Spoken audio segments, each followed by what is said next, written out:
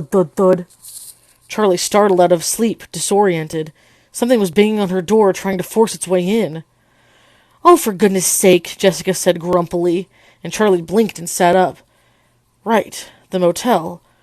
Hurricane. Someone was knocking on the door. As Jessica went to answer it, Charlie got out of bed and looked at the clock. It was 10 a.m. She looked out the window at the bright new day.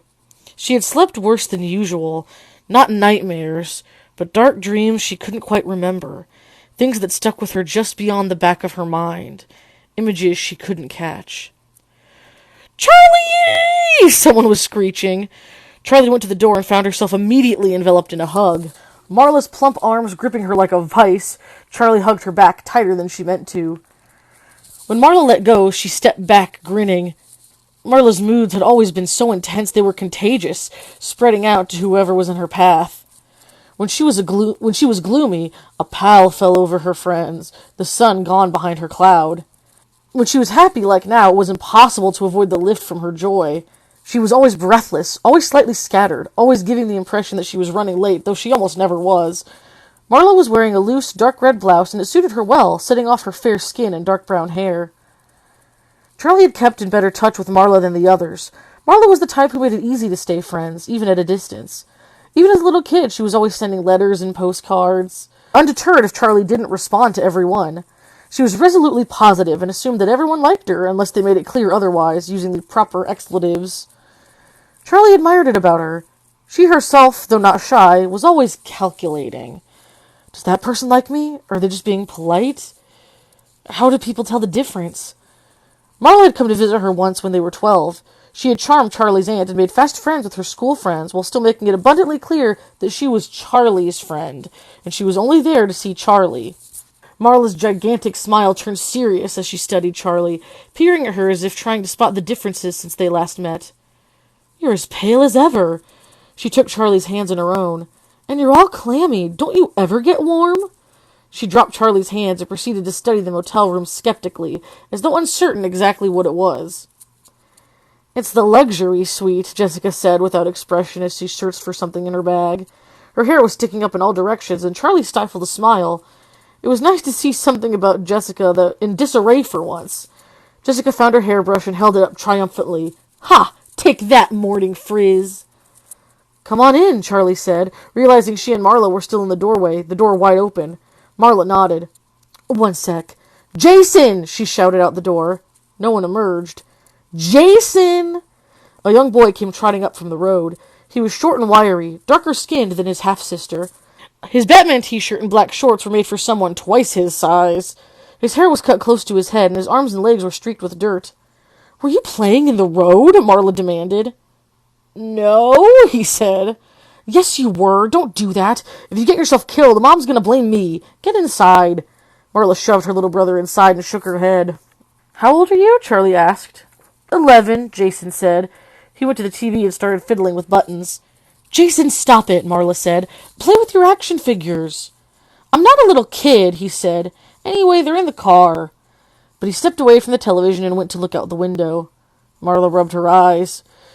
"We just got here. We had to leave at 6 this morning, and someone," she said pointedly, glancing over her shoulder at Jason, "wouldn't stop fiddling with the radio. I'm so tired." She didn't seem tired, but then she never did. At their sleepovers as kids, Charlie remembered her bouncing around like a maniac while the rest of them were winding down for the night, then falling asleep abruptly like a cartoon character who'd been hit over the head with a rolling pin. "We should get ready," Jessica said. "We're supposed to meet the guys at the diner in an hour." "Hurry," Marla said. "We have to change too. I didn't want to get all gross while we were driving." "Jason, you can watch TV," Charlie said, and he looked at Marla. She nodded and he grinned, and he turned it on, starting to flip through the channels. "Please just pick a channel," Marla said. Charlie headed into the bathroom to get dressed while Jessica fussed with her hair. A little less than an hour later, they pulled into the diner parking lot. The others were already there in the same booth they'd been in the night before. When they got inside, Marla performed a second round of squeals and hugs, only slightly quieter now that they were in public. Overshadowed by her enthusiasm, Lamar stood and waved at Jessica and Charlie, waiting until Marla sat down. "Hi, guys," he said at last. He was wearing a dark tie and a dark gray suit. He was tall and thin, black, with his hair shaved close to his head. His features were sharp and attractive, and he looked just a little older than the rest of them. It could have been the suit, but Charlie thought it was something about the way he stood, holding himself like he would be comfortable wherever he was. They'd all dressed up a little for the ceremony. Marla had changed at the motel, and she and Jessica were both wearing dresses. Jessica's was knee-length and covered in pastel flowers, a light fabric that moved as she walked. Marla's was simple, white with big sunflowers splashed all over it. Charlie hadn't thought to bring a dress, and she hoped she didn't look out of place in black pants with a white button-down shirt. John was wearing a light purple shirt today, though he'd added a matching tie in a slightly darker color. And Carlton seemed to be wearing an identical outfit as before, still all in black. They all sat down. "Well, don't we all look nice?" Marla said happily. "Where's Jason?" Jessica craned her head from side to side. Marla groaned. "I'll be right back." She scooted out of the booth and hurried out the door. "Lamar, what have you been up to?" Charlie asked. Lamar grinned. "He's an Ivy League man," Carlton said, teasing. Lamar looked briefly down at the table, but he was smiling. "Early acceptance," was all he said. "Which one?" Jessica said. "Cornell." "Wait, how did you already apply to college?" Charlie said. "That's not till next year. I don't even know where I want to go." "He skipped 6th grade," John said. There was a brief flicker of something across his face, and Charlie knew what it was. John liked being the clever one, the precocious one. Lamar had been kind of a goof-off when they were kids, and now he had leaped ahead. John forced a grin, and the moment passed. "Congratulations," he said, with no hint that it was not entirely sincere. Marla came bursting in again, this time towing Jason behind her, holding onto his upper arm. At the hotel, she had made him change into a blazer and khakis as well, though he was still wearing his Nikes. "I'm coming! Stop it!" he whined. "Is that Jason?" Carlton asked. "Yeah," Jason said. "Do you remember me?" Carlton said. "I don't remember any of you," Jason said unapologetically. "Sit there," Marla said, pointing to the next booth over. "Okay," he grumbled. "Marla, he can sit with us," Jessica said. "Jason, come on over." "I want to sit here," he said, and sat down behind them. He pulled a video game out of his pocket and was oblivious to the world. The waitress came over and they ordered. Marla told her to put Jason's breakfast on their check. When their food came, Charlie checked her watch. "We don't have a lot of time," she said. "We'll get there," Carlton said. "It's not far." A small piece of food fell out of his mouth as he gestured down the road. "Have you been back to the school?" Lamar asked, and Carlton shrugged. "I pass it sometimes. I know this is a nostalgia trip for all of you, but I just live here. I don't exactly go around reminiscing about kindergarten all the time." They were all quiet for a second, the beeps and pings of Jason's video game filling the silence. "Hey, did you know Lamar's going to Cornell next year?" Jessica said to Marla. "Really? Well, aren't you ahead of the pack?" she said. Lamar looked down at his plate. When he looked up, he was a little flushed. "All part of the 5-year plan," he said. They laughed and his blush deepened. "It's kind of weird to be back here," he said, hastily changing the subject. "I think it's strange that I'm the only one who still lives here," Carlton said. "Nobody ever leaves Hurricane." "Is it strange, though?" Jessica said thoughtfully. "My parents, you remember, my mom's from New York originally. She used to joke about going back. 'When I go back to New York,' but it might as well have been, 'when I win the lottery.' She didn't mean it. And then right after, she stopped joking about it. Then 3 months later, we were all on a plane to visit her sister in Queens, and we never came back. My dad's father died when I was 9, and they came back to Hurricane for the funeral without me. They didn't want me coming back here, and honestly, I didn't want to go. I was kind of anxious the whole time they were gone. I kept looking out the window hoping they would come back early, like something bad was going to happen to them if they stayed." They looked at one another, considering. Charlie knew they'd all moved, all but Carlton, but she never thought about it. People moved all the time. Carlton was right, though. People didn't leave Hurricane. "We moved because my dad got a new job the summer after 3rd grade, John said. "That's not exactly mysterious. Lamar, you lived in the middle of the semester that year." "Yeah," he said, "but that's because my parents split. I went with my mom to Indianapolis." He frowned. "But my dad moved too. He's in Chicago now." "My parents left because of Michael," Marla said. They all turned to her. "Afterward, my mom couldn't sleep. She said spirits were stirring in the town, unquiet. My dad told her she was being ridiculous, but we still left as fast as we could." Marla looked around at her friends. "What?" she said defensively. "I don't believe in ghosts." "I do," Charlie said. She felt like she was talking from a great distance. She was almost surprised they could hear her. I mean, not ghosts, but memories. I think they linger whether there's someone there or not. The house, her old house, was imbued with memory, with loss, with longing. It hung in the air like humidity. The walls were saturated like the wood had soaked in it. It had been there before she came, and it was there now. It would be there forever. It had to be. There was too much, too great and vast a weight for Charlie to have brought it with her. That doesn't make any sense, Jessica said. Memories in our brains, like literally stored in the brain. You can see it on a scan. It can't exist outside of someone's mind. I don't know, John said. Think of all the places that have atmosphere. Old houses sometimes, places where you walk in and feel sad or nostalgic, even though you've never been there before. That's not other people's memories, though, Lamar said. That's subconscious cues, stuff we don't realize we're noticing, that tells us we should feel some way. Peeling paint, old-fashioned furniture, laced curtains, details that tell us to be nostalgic. Mostly things we pick up from movies, probably. I got lost at a carnival when I was 4. Never got so scared in my life, but I don't think anybody's feeling suddenly desperate for their mom when they pass a Ferris wheel. Maybe they are, Marla said. I don't know. Sometimes I have little moments where it's like there's something I forgot, something I regret, or that I'm happy about, or something that makes me want to cry, but it's only there for a split second. Then it's gone. Maybe we're all shedding our fear and regret and hope everywhere we go, and we're catching traces of people we've never met. Maybe it's everywhere. How is that different from believing in ghosts? Lamar asked. It's totally different, Marla said. It's not supernatural, and it's not like the souls of dead people. It's just people leaving their mark on the world. So it's the ghosts of living people, Lamar said. No! You're talking about people having some kind of essence that can hang around a specific place after the person is gone, Lamar said. That's a ghost. No, it's not. I'm not saying it right, Marla said. She closed her eyes for a minute, thinking. Okay, she said at last.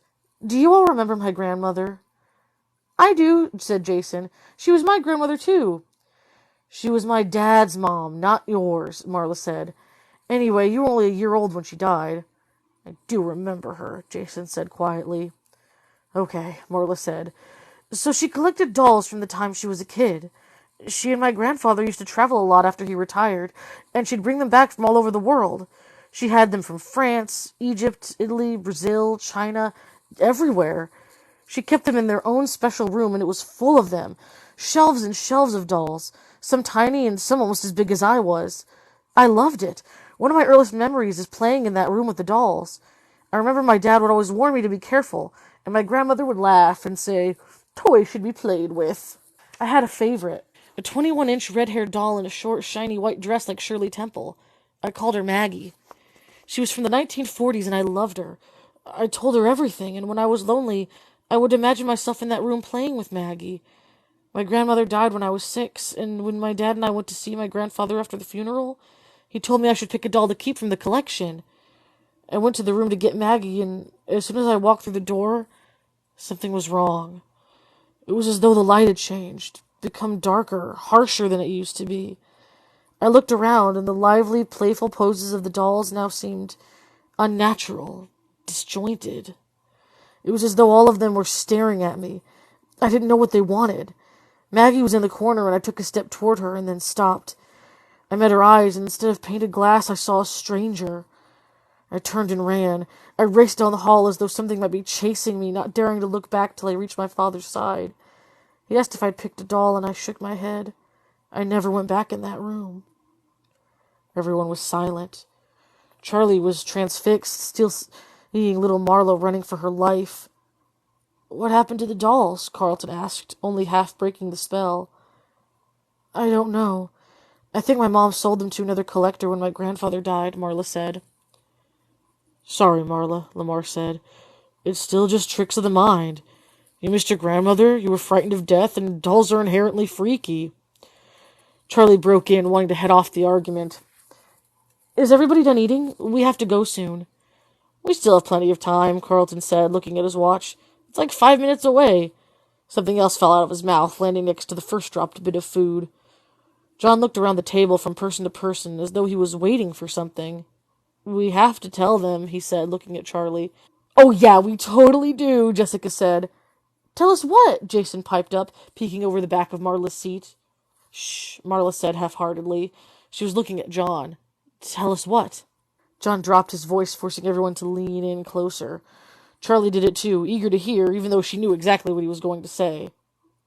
"We went to Freddy's last night," he said. "Freddy's is still there?" Marla exclaimed, too loud. "Shh," Jessica said, making frantic hand movements. "Sorry," Marla whispered. "I just can't believe it's still there." "It's not," Carlton said, raising his eyebrows and grinning enigmatically at Lamar. "It's hidden," John explained. "They were supposed to knock it down to build a mall, but they didn't. They just built around it." "Entombed it," John corrected. "And you got in?" Lamar said. Charlie nodded confirmation. "No way." "What was it like?" Marla asked. "Exactly the same," John said. It was like everyone vanished," Charlie said softly. "I want to go too. You have to take us," Marla said. Jessica cleared her throat hesitantly, and they all looked at her. "I don't know," she said slowly. "I mean, today? Should we?" "We have to see it," Lamar said. "You can't tell us this and not let us see it." "I want to see it," Jason chimed in. "What's Freddy's?" They ignored him. His eyes were wide, and he was hanging on to every word. "Maybe Jessica's right," John said with reluctance.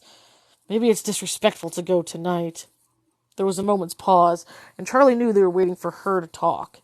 She was the one they were really afraid of offending. They needed her permission. "I think we should go," she said. "I don't think it's disrespectful. It's almost a way of honoring what happened." She looked around the table. Jessica was nodding. Charlie wasn't sure it was much of an argument, but they didn't need to be convinced. They wanted an excuse. Marla twisted herself to look back at Jason's plate. "Are you done eating?" she asked. "Yup," he said. Marla pointed to the game in his hand. "You know you can't play with that during the ceremony," she said. "Yup." "I'm serious, Jason. I'm locking it in the car." "Why don't you just lock me in the car?" he muttered. "I'd love to," Marla said under her breath as she turned back to the group. "Okay, we can go." They headed to the school in a caravan, the boys in Carlton's car, Marla following, and Charlie bringing up the rear. "We should have carpooled," Jessica said idly, staring out the window. It hadn't occurred to Charlie. "I guess," she said. "On the other hand, I'm not sure I want to ride with Marla and Jason," Jessica said plainly. "They are kind of intense," Charlie agreed. When they arrived, the parking lot was already jammed full. Charlie parked on a side street in what she hoped was a legal spot, and they walked to the school along the familiar sidewalk. Jessica shivered. "I've got goosebumps." "It is weird to be here," Charlie said. The school looked unchanged from the outside, but the fence was new and slick, a black plastic-coated chain link. The whole town was like this, a mix of old and new, familiar and not. The things that had changed seemed out of place, and the things that had remained the same made Charlie feel out of place. It must be so strange for Carlton to live here, she thought. "I know this is a nostalgia trip for you all, but I just live here," he had said. Somehow, Charlie was not sure she believed that. When they got to the playing field behind the school, the bleachers were already full. Rows of folding chairs had been laid out in front of them to add more seating, and Charlie spotted Marla and the boys at the front. "Oh, great," she said. "I don't want to sit in the front row." "I don't mind," Jessica said. Charlie looked at her. "Of course you don't," she wanted to say. "You're you." "Yeah," she said instead. "No big deal. Half the town must be here," she observed as they made their way to the group, where 2 seats had been saved. There was one open in the front row next to Carlton, and one right behind it beside Marla. Jessica winked at Charlie and sat down next to Carlton. She leaned toward him and they started whispering. Charlie repeated herself to Marla. "There's a lot of people here." "Yeah," Marla said. "I mean, it's a small town. You know, Michael's... It was a big deal. Plus his parents still live here. People remember."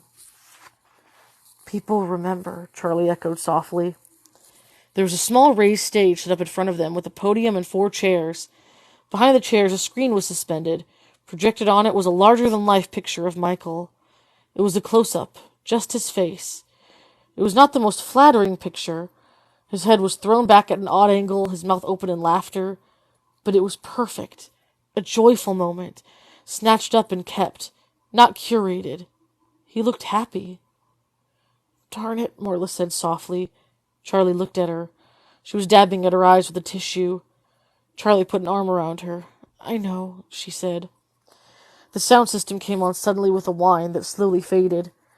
4 people walked on stage. A heavy-set man in a suit went straight to the microphone, an elderly woman, and a couple, a man and a woman. The man in the suit stepped up to the podium, and the elderly woman sat down in one of the 4 chairs. The couple stayed back, but they did not sit. Charlie knew they must be Michael's parents, but she did not recognize them. When she was young, they'd just been parents, a species that was, for the most part, unremarkable. She realized suddenly that she didn't even know their names. Michael's parents had not gone out of their way to interact with their son's friends, and Charlie had literally spoken to them as Michael's mom and Michael's dad, as if those were appropriate forms of address. The man at the podium introduced himself as the school's principal. He said a few things about loss and community and the fleeting preciousness of youth. He talked briefly about Michael's kindness, his artistic talent, and the impression he made, even as a small child, on everyone he met. It was true, Charlie reflected. Michael had been an unusually charismatic child. He wasn't exactly a leader, but they all found themselves wanting to please him, to make him smile, and so they often did the things they knew he wanted to do, just to make him happy. The principal finished and introduced Michael's parents, Joan and Donald Brooks. They stood at the podium awkwardly, each looking from face to face in the crowd as if they weren't sure how they'd gotten here. Finally, Joan stepped forward.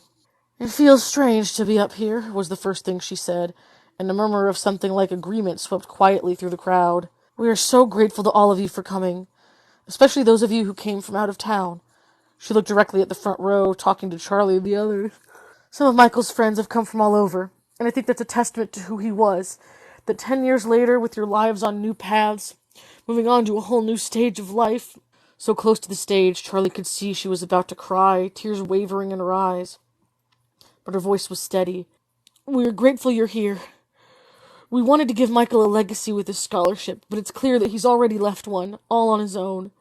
Marla grabbed Charlie's hand, and Charlie squeezed back. "I want to say," Joan continued, "something about the families who are not here. As we all know, Michael was not the only child lost during those terrible few months." She read out 4 more names, 2 girls and 2 boys. Charlie glanced at Marla. They all known there'd been other children, but Michael's death had loomed so great in all their lives, they'd never even talked about the other victims. Now Charlie felt a pang of guilt.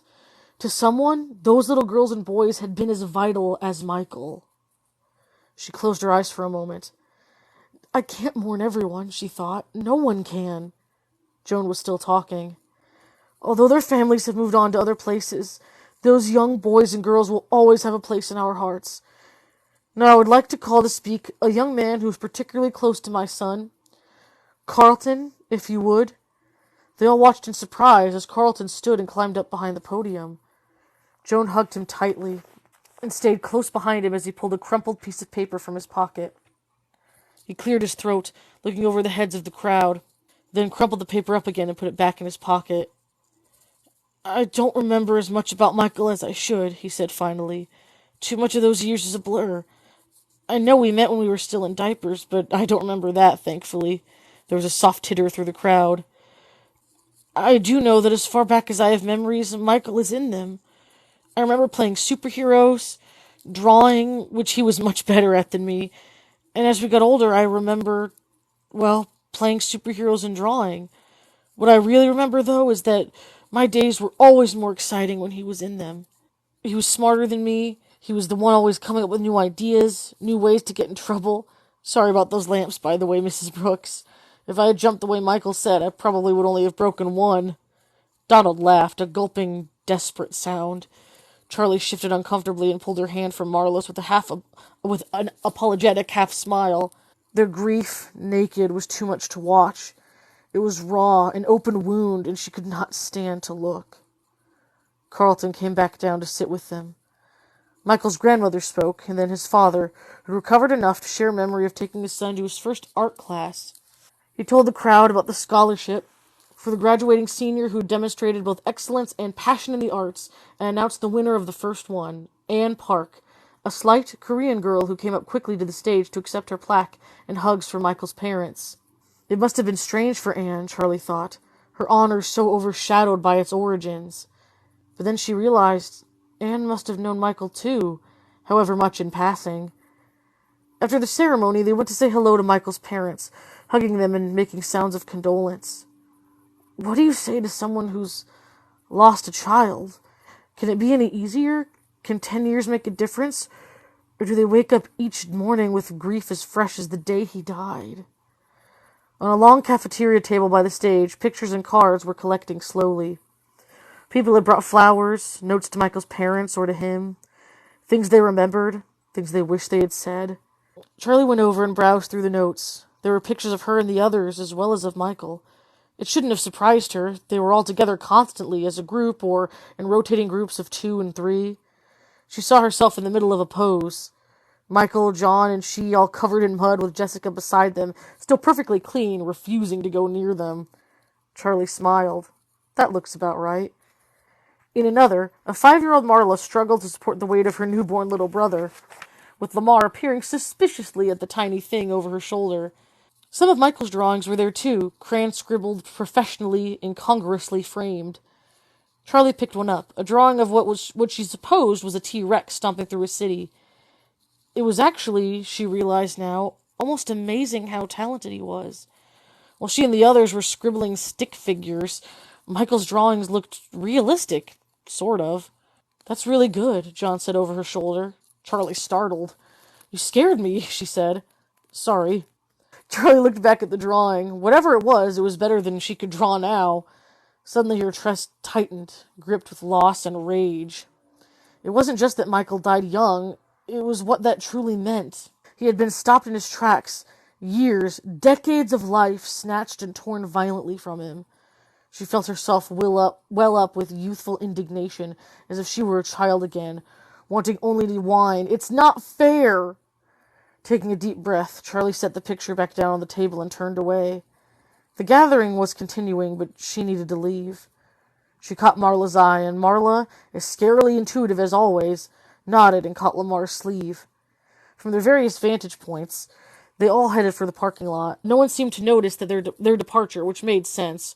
Except for Carlton, they were all strangers here. In the lot, they stopped at Marla's car. She'd somehow called down a miracle and found a space right next to the school.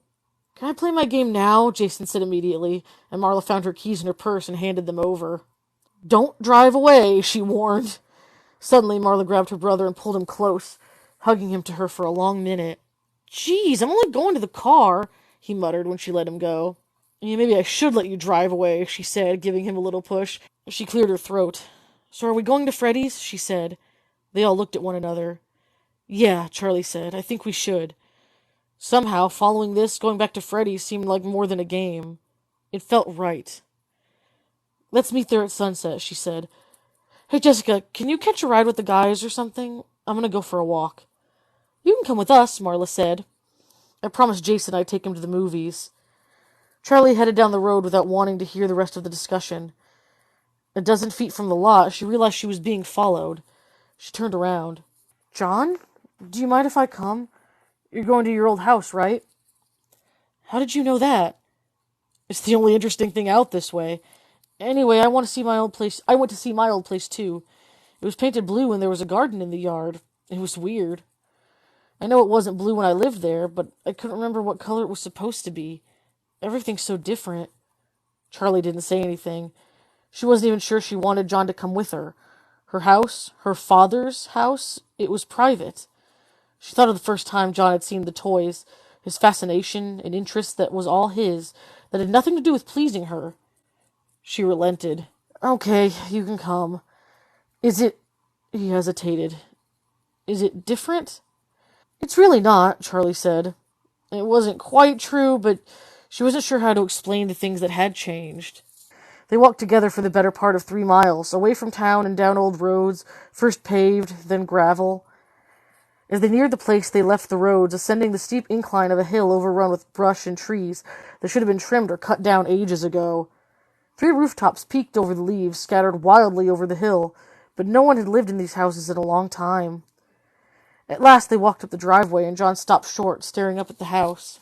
I thought it would be less intimidating, he said softly. Charlie took his arm for a second and pulled him away, leading them around the side of the house. It was one thing for him to be here with her, but she wasn't quite ready to let someone inside. She wasn't even sure she wanted to go inside again anyway. He followed her without protest, as if aware that they were in her territory and she would decide where they went. The property was large, more than a lawn. There were woods surrounding the wide space of the backyard, and as a child, Charlie had often felt like she was in her own little realm, ruler of all she surveyed. The grass had gone wild, weeds growing feral and up to their knees. They walked the perimeter. John peered into the woods, and Charlie was struck by her old childhood fear, like something out of a fairy tale. "Don't go into the woods alone, Charlotte," her father warned. It was not sinister, just a parent's warning. Don't get lost, like telling her not to cross the street without holding someone's hand, or not to touch the stove when it was hot. But Charlie took it more seriously. She knew from her storybooks, as all children did, that the woods contained wolves and more dangerous things. She caught John's sleeve.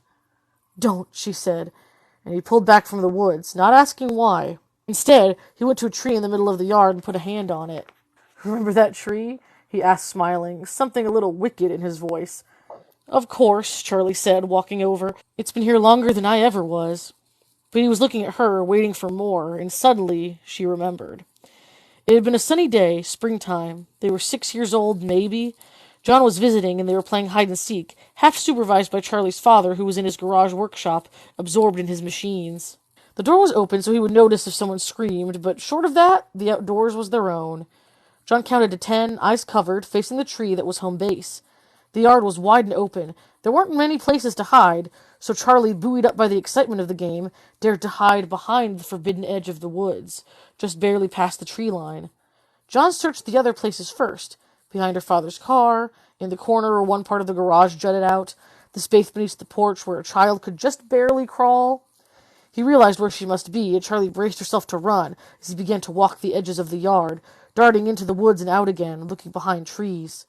When at last he found her, she took off, tearing across the lawn to the home base tree. He was just behind her, so close he could almost touch her, and she sped on, staying just out of reach. She hit the tree, almost slamming into it, and John was right behind her, bumping into her a second later, too fast to stop. They were both giggling hysterically, and then they stopped at the same moment, still gasping to catch their breath. "Hey, Charlotte," John said, stressing her name in the mocking tone he always used. "Don't call me that," Charlie said automatically. "You ever see grown-ups kiss?" He picked up a stick and started digging at the tree bark, like he was more interested in that than in her answer. Charlie shrugged. "Yeah, I guess so." "Want to try it?" He still wasn't looking at her face. His face was streaked with dirt like it often was, and his hair was sticking out in all directions. A twig caught in it above his forehead. "Gross," Charlie said, wrinkling her nose. Then after a moment, "Yeah, okay." John dropped the stick and leaned toward her, his hands behind his back. Charlie closed her eyes, waiting, still not entirely sure what she was supposed to do. "Charlotte!" It was her father. Charlie jumped back. John's face was too close to hers that she banged into him with her forehead. "Ow!" he yelled, clapping a hand to his nose. Charlie's father came around the side of the tree. "What are you up to, John?" He pried John's fingers away from his nose. "You're not bleeding. You'll be fine," he said. "Charlotte, closer to the house, please." He then pointed his finger, directing them forward. "John, it looks like your mom is here anyway." He walked ahead of them toward the driveway where her car had just pulled in. "Yeah, okay." John trotted off toward the driveway, turning once to wave at Charlie. He was grinning like something wonderful had happened, although Charlie was not quite sure what it was. "Oh my," Charlie said now, covering her face, sure it was bright red. When she looked up again, John was grinning that same satisfied 6-year-old grin. "You know, my nose still hurts when it rains," he said, touching a finger to it. "It does not," Charlie said. She leaned back against the tree. "I can't believe you tried to kiss me. We were 6. Charlie stared at him accusingly. "Even the littlest heart wants what it wants," John said in a mock romantic voice. But there was an edge of something real in it, something not well enough hidden. Charlie realized suddenly that he was standing very close to her. "Let's go see your dad's workshop," John said abruptly, too loud, and Charlie nodded. "Okay." She regretted it as she said it. She didn't want to open the workshop door. She closed her eyes, still leaning against the tree. She could still see it. It was all she could see when she thought of the place. the twitching, malformed metal skeleton in the dark corner, with its wrenching shudders and its blistering silver eyes. The image welled up in her head until it was all there was. The memory radiated a cutting anguish, but she didn't know who it belonged to the thing, to her father, to herself. Charlie felt a hand on her shoulder and opened her eyes. It was John, frowning at her like he was worried. "Charlie, are you okay?" "No." "Yes," she said. "Come on, let's go see what's in the workshop." It wasn't locked, and there was no real reason it should be, Charlie thought. Her eyes went first to the dark corner. The figure wasn't there. There was a weathered apron hanging in its place, the one her father had worn for soldering, and his goggles next to it, but there was no sign of that uncanny presence. Charlie should have felt relief, but she didn't, only a vague unease. She looked around. There seemed to be almost nothing left of the workshop. The benches were there where her father had assembled and tweaked his inventions, but the materials, the blueprints, and the half-finished robots that were crammed onto every surface had disappeared. Where are they? Had her aunt come and carted them away to the junkyard to rust and crumble among other discarded, useless things? Or had her father done it himself, so no one else would have to? The concrete floor was littered here and there with scraps. Whoever had done the cleanup hadn't been thorough. Charlie knelt and picked up an oddly shaped scrap of wood, then a small circuit board.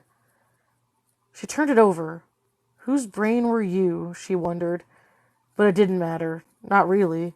It was battered and worn, the edged copper too badly scratched to repair, even if someone wanted to.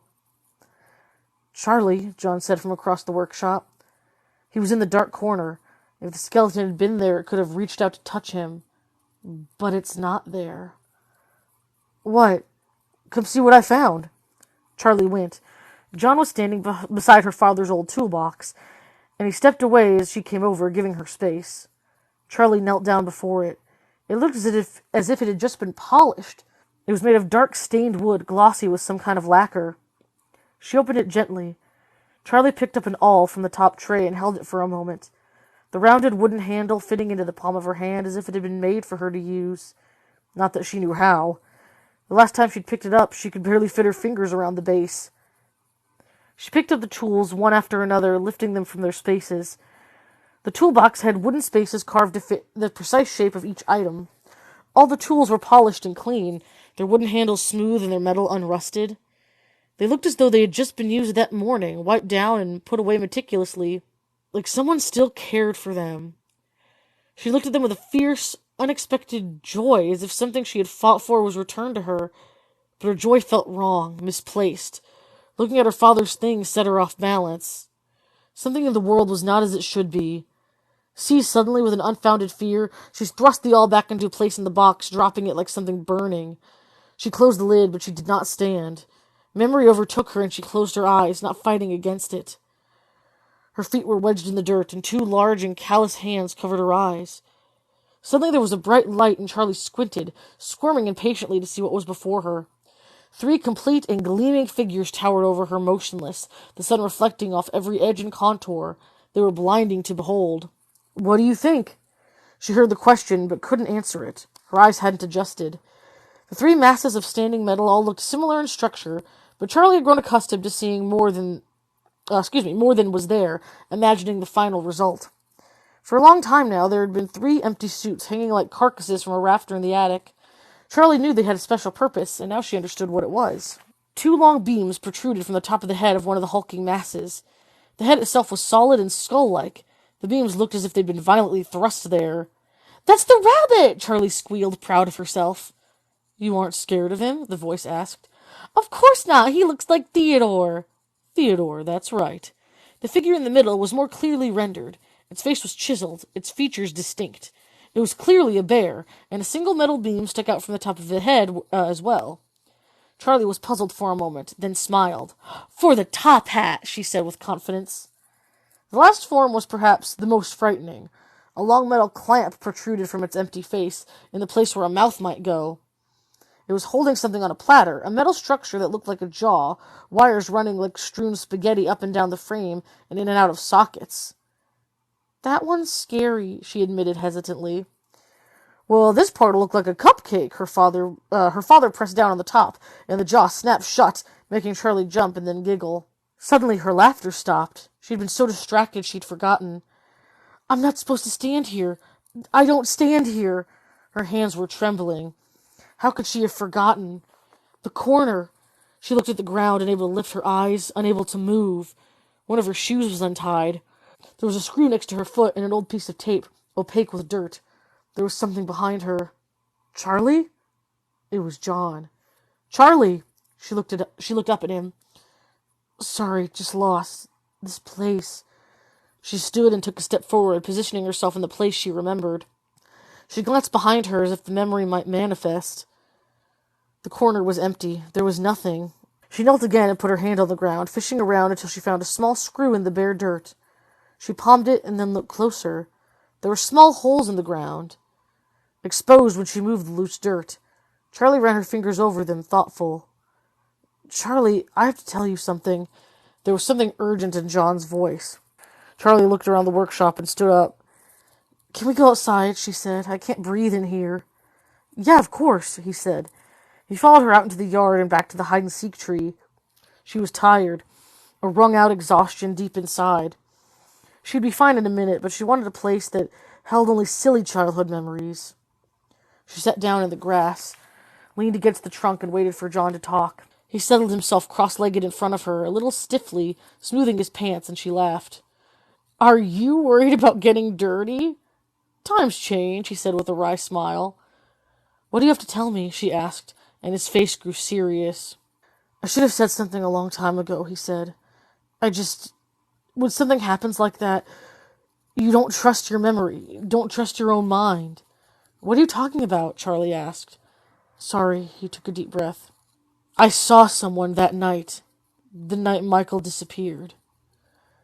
"What do you mean?" "Remember when we were sitting at the table by the stage and the animals started going crazy?" "I remember," Charlie said. It had been bizarre, their movements upsetting. They were moving too fast, bending and spinning, cycling through their limited programmed moves over and over. They seemed frantic, panicked. Charlie was mesmerized. She should have been afraid of them, but she was not. She saw in their juddering motion a kind of desperation. She was reminded for a moment of dreams of running, dreams when the world depended on her going just 10 steps forward, yet her body could only move in slow motion. Something was wrong, terribly wrong. Chaotically, violently, the animatronic animals on stage thrashed robotic limbs in all directions, their eyes rolling in their sockets. "What did you see?" Charlie said to John now, shaking her head as though she could rid it of the image. "There was another mascot," he said. "A bear." "Freddy," Charlie interrupted without thinking. "No, not Freddy." John took her hands as if trying to calm them both, but he let go before he spoke again. "It was standing right near us, next to our table, but it wasn't looking at the stage like everyone else was. That technician came over, remember? And even he was just watching the animatronics. I guess he was trying to figure out what was happening. I looked over at the mascot, and it looked back at me." He stopped. "John, what?" Charlie said impatiently. "Then the animatronics on stage stopped moving, and I looked over at them. When we all turned back around, Michael was gone. And so was the mascot." Charlie stared at him in disbelief. "You saw the kidnapper," she said. "I don't know what I saw," John said. "It was all chaos. I didn't even think about it. I didn't make the connection. It was just another animal at Freddy's. I didn't think about who might have been inside it. I was a kid, you know? You figure that the grown-ups already know everything you know." "Yeah," Charlie said, "I know. Do you remember anything? What the person looked like?" John was staring up at the sky as if he was seeing something Charlie could not. "Yes," he said. His voice was deliberate, steady. "The eyes. They were all I could see. But I still see them sometimes, like they're right there in front of me. They were dead." "What?" "They were dead, just dull and flat, like they still moved and blinked and saw, but whatever was behind them had died a long time ago." He fell silent. It was growing dark. There was a bright, almost unnatural streak of pink across the western sky, and Charlie shivered. "We should go get to the car," she said. "It's almost time to meet everyone." "Yeah," John said. But he didn't move right away, still staring into the distance. John, we have to go, Charlie said. He seemed to come back to himself slowly. Yeah, he said. We should go. He got up, brushed off his pants, and then grinned at Charlie. Race you? He said, and took off running. Charlie chased after him, her feet pounding the asphalt and her arms swinging free. You got me running in a circle. I'm just trying to find my way back to you.